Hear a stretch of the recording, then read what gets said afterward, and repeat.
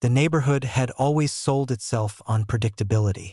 Trimmed lawns, matching mailboxes, identical fences spaced at identical intervals. The HOA marketed it as peace of mind, a place where nothing unexpected ever happened. For years, that promise mostly held true. Rules existed, but they were static, dusty things buried in PDFs that no one opened unless forced to. Life moved quietly between them. That calm ended on a Tuesday morning. IT began with an email sent just after midnight, flagged as urgent and marked with the HOA's official seal. Most residents didn't see it until they woke up, already late for work, skimming their phones with half-open eyes. The message announced updated community standards, effective immediately. No vote, no notice period, no meeting minutes attached. Just a list of changes followed by a cheerful reminder that violations would result in instant fines starting that same day by lunchtime. Panic had set in. Cars were suddenly non-compliant if parked overnight on driveways. Trash bins had new placement rules that contradicted the old ones. Exterior decorations were banned outright, including items that had been allowed for years. Even paint shades that had been approved previously were now deemed unacceptable. The email framed it all as minor adjustments, but the fine schedule told a different story. Every violation carried a penalty, and repeat offenses doubled daily by mid-afternoon. Violation notices began appearing. Printed warnings were taped to doors, slipped under windshield wipers, and slid into mailboxes. Some homeowners received multiple notices at once, each citing a different rule that had not existed the day before. The timing was impossible to ignore. The rules had changed overnight, and enforcement had begun before most people even knew the rules existed. Confusion quickly turned into anger. Longtime residents compared notes online, sharing screenshots of the email and photos of the notices. No one remembered voting on these changes. No one recalled seeing a proposal. The HOA website, hastily updated, contained a new rules document dated that very morning, as if it had always been there. Older versions were gone. The HOA board, according to the notice, had acted under its emergency authority to preserve community standards. That phrase caught attention. Emergency authority had only been used once before, years ago, during a natural disaster that damaged shared infrastructure. Using it now for cosmetic rules felt excessive. Still, most people assumed the board knew what it was doing. HOAs thrived on that assumption. Then the fines started hitting accounts. Homeowner portals updated in real time, balances ticking upward with unsettling speed. Some residents logged in to see hundreds of dollars owed before dinner. Automatic late fees were already scheduled. A few people tried calling the HOA management company, only to be routed to voicemail boxes that were suddenly full. What made the situation worse was the tone of the follow-up communication.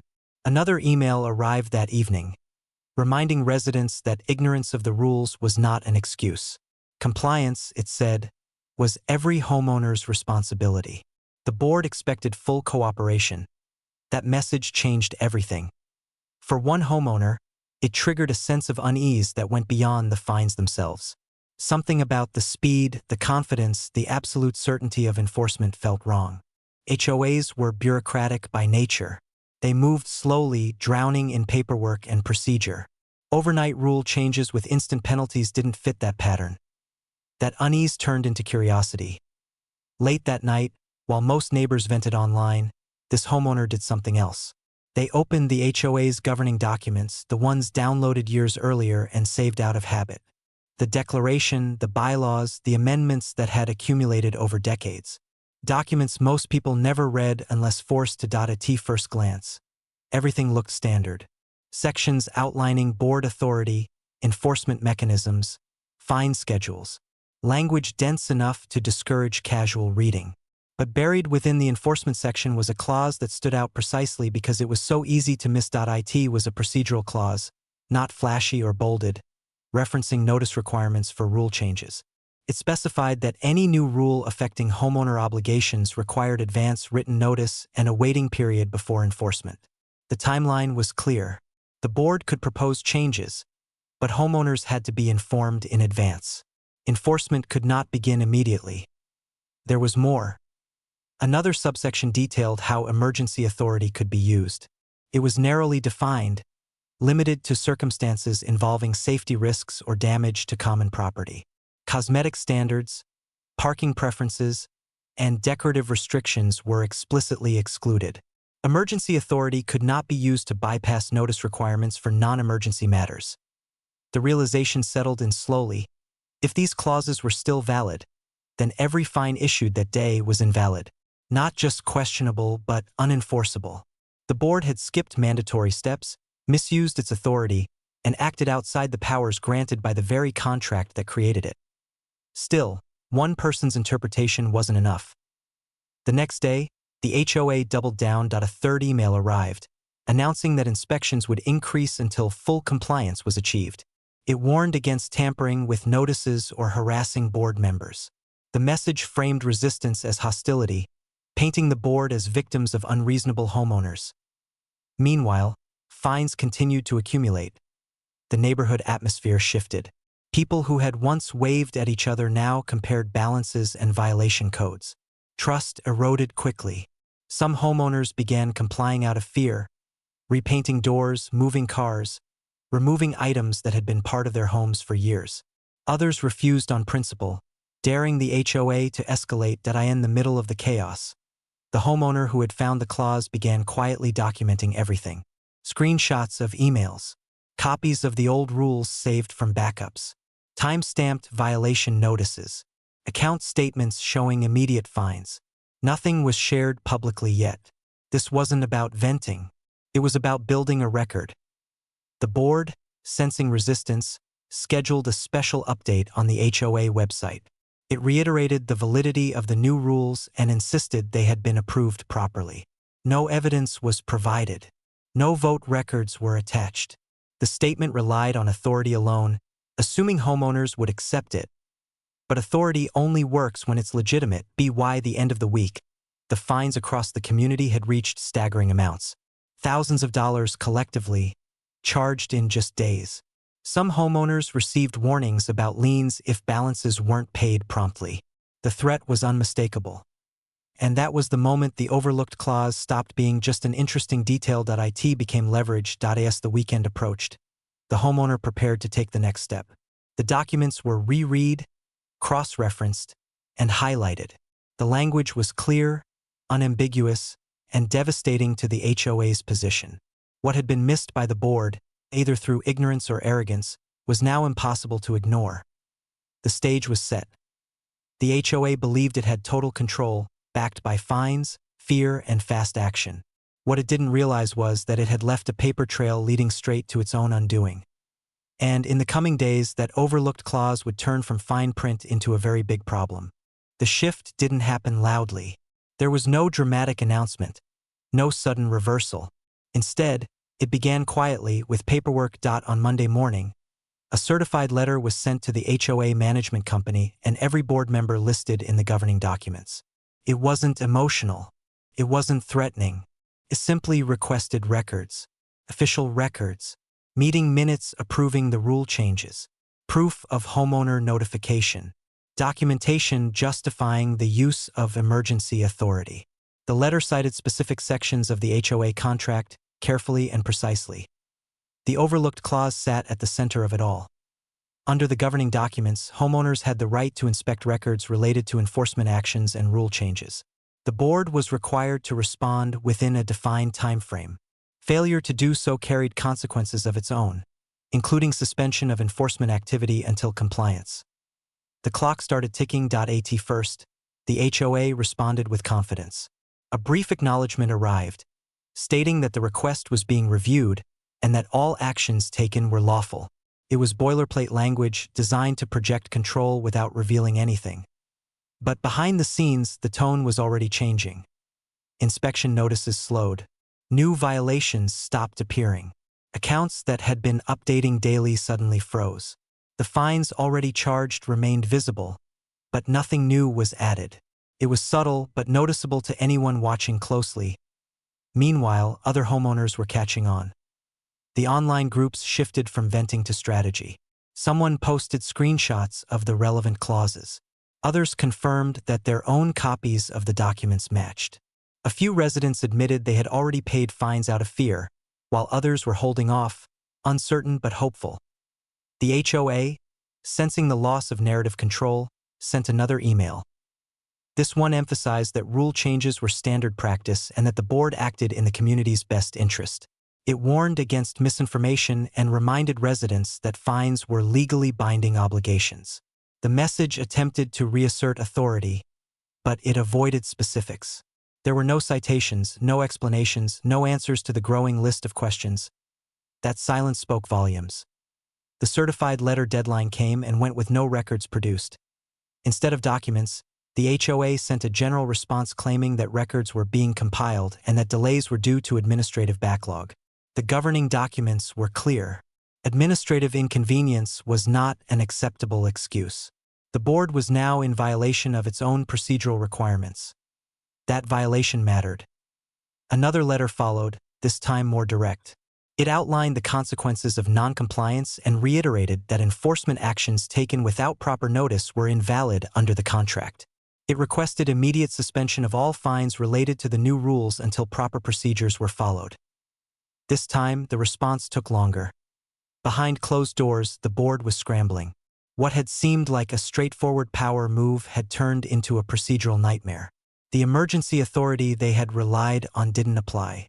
The waiting period they had ignored was mandatory, and the clause they had overlooked wasn't optional or ambiguous. It was written to protect homeowners from exactly this kind of overreach. The management company, now aware of the issue, began distancing itself. Emails became cautious. Language softened. Responsibility subtly shifted back to the board. The people paid to manage the HOA did not want to be dragged into a dispute rooted in contractual violations. Then came the mistake that accelerated everything. The HOA issued another enforcement notice. This time, it wasn't a new fine. It was a warning about unpaid balances and potential escalation. It referenced the same fines that were already under dispute. By doing so, the board reaffirmed enforcement actions that were now formally challenged. That opened the door. A formal complaint was filed, citing breach of contract, improper enforcement, and failure to provide required records. The complaint wasn't dramatic. It was procedural, methodical, and backed by the HOA's own documents. It argued that not only were the fines invalid, but that continued enforcement constituted misconduct. Other homeowners joined in. What started as one challenge became a collective one. Residents who had paid fines submitted payment records. Those who hadn't provided screenshots of threatened penalties. The pattern was undeniable. The board had acted unilaterally, without authority, and without regard for the contract that governed it. The narrative shifted completely. Instead of homeowners being framed as rule breakers, the board was now the one under scrutiny. Questions spread quickly. Why rush the changes? Why avoid a vote? Why misuse emergency powers? Why refuse to release records? The HOA tried to regain control with a scheduled meeting announcement that IT was billed as an informational session. Not a vote, not a hearing. Attendance was limited. Questions had to be submitted in advance. The structure was designed to manage optics, not address substance. But the damage was already done. Homeowners showed up armed with printouts, timelines, and highlighted clauses. Even without direct confrontation, the presence alone was enough to shift the atmosphere. The board members, once confident behind their titles, now looked cautious. The language used during the presentation was vague, carefully avoiding definitive statements. NO1 explained why the notice requirements were ignored. NO1 explained how emergency authority applied. NO1 addressed the refund question. After the meeting, something remarkable happened. Balances began changing. Quietly, without announcement, fines disappeared from accounts. Not all at once and not consistently, but enough to be noticed. Some homeowners logged in to find their balances reduced to zero. Others saw credits labeled vaguely as adjustments. There was no apology. There was no explanation. Just a slow, silent retreat. But silence wasn't enough anymore. The governing documents didn't just invalidate the fines. They required refunds for improperly collected penalties. Any money taken under invalid enforcement had to be returned. The board knew this. The management company knew this. And now, the homeowners knew it too. A final notice was sent. It wasn't a threat. It was a deadline. Refunds were requested by a specific date. If not processed, further action would follow. The language was calm, professional, and devastatingly clear. The HOA's response took days. When it came, it was the most telling message yet. It acknowledged procedural errors in the implementation of the new rules. It announced that enforcement would be paused pending review. It did not admit wrongdoing. It did not mention refunds, but it confirmed everything that mattered. The rules had been enforced improperly. The clause had been violated, and the HOA's authority, once unquestioned, was now cracked wide open. As homeowners waited to see what the board would do next, one thing was clear. This was no longer about lawn heights or parking spots. It was about accountability, about whether an HOA could ignore its own contract and get away with it. And in the background, calculations were already being made. Because the longer the board delayed, the more expensive this mistake was about to become. The deadline arrived quietly, without ceremony or warning alarms. It landed on a Wednesday, buried between routine HOA newsletters and automated reminders that suddenly felt outdated. For many homeowners, logging into their accounts had become a daily habit by now, a ritual of checking balances and watching for changes that might signal the board's next move. On that morning, the numbers finally shifted. Credits appeared. Not labeled as refunds, not framed as admissions of error, but unmistakable all the same. Line items appeared under vague descriptions like account reconciliation or administrative correction. For those who had paid fines early, full amounts were returned. For others, balances that had loomed for weeks dropped to zero. Late fees vanished. Threats of escalation disappeared with them. There was still no announcement. The HOA did not send an email explaining what had happened. The board did not acknowledge the clause or the procedural violations. Instead, it tried to let the numbers speak quietly, hoping that silence would smooth over what authority no longer could. IT didn't work. Homeowners compared notes and confirmed that refunds were real and widespread. Even residents who had stayed on the sidelines realized what it meant. The board had backed down, not out of generosity, but because it had no other choice. The contract had won. Then came the second wave. Another email arrived, carefully worded and noticeably humbler in tone. It announced that the recently introduced rules were being withdrawn in their entirety. The board stated that it would revisit the rule update process and ensure full alignment with governing documents going forward. A new timeline was promised. Proper notice, community input, a vote. Everything that should have happened the first time. Still, something was missing. There was no apology. No acknowledgement of stress caused. No recognition of the financial pressure placed on residents. The board framed the entire ordeal as a procedural hiccup, a misunderstanding rather than a deliberate overreach. But that framing didn't hold up under scrutiny. Requests for records resumed, this time focused on internal communications.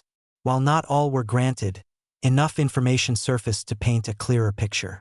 The rule changes had been discussed internally for months. The decision to push them through quickly wasn't accidental. It was strategic.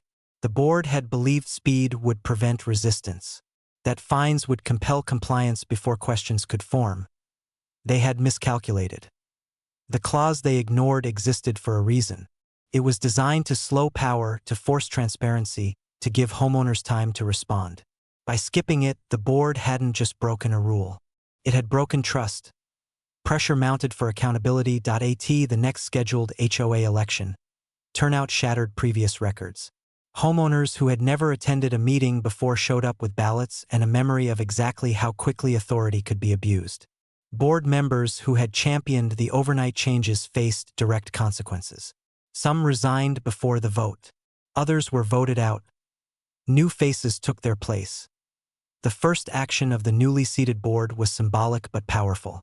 They commissioned an independent review of HOA procedures and published the findings to the community.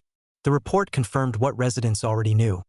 Enforcement without notice was invalid, emergency authority had been misused, and the contract had been ignored. This time, it was in writing. The board also implemented changes that went beyond undoing the damage. Rule changes would now require extended notice periods longer than the minimum. All enforcement actions would include citations to specific governing documents. Records requests would be handled through a transparent system with public timelines. The overlooked clause was no longer overlooked. It became the most referenced section of the entire contract. The neighborhood slowly settled back into something resembling normalcy. Lawns returned to their previous states. Driveways filled again. Decorations reappeared. But the atmosphere was different now. Less passive. More aware. Homeowners understood that the HOA was not an untouchable authority, but a structure bound by rules just like everyone else. And the board understood it too. The management company updated its practices, wary of being associated with another overreach. Emails became more detailed. Notices more cautious. Authority, once assumed, was now carefully justified. In the end, the fines weren't just refunded. They were reversed in meaning. What had begun as a sudden assertion of power turned into a lesson in limits. A reminder that contracts matter, that fine print exists for protection, and that speed doesn't override process. The HOA had tried to move faster than its own rules allowed, and in doing so had exposed its greatest vulnerability. All it took was one clause, one paragraph buried deep in a document most people never read, and a homeowner who decided to read it anyway. The neighborhood would remember that long after the balances reset and the emails stopped coming. Because from that point on, every rule change, every fine, every notice would be viewed through a new lens. Not with fear, but with understanding.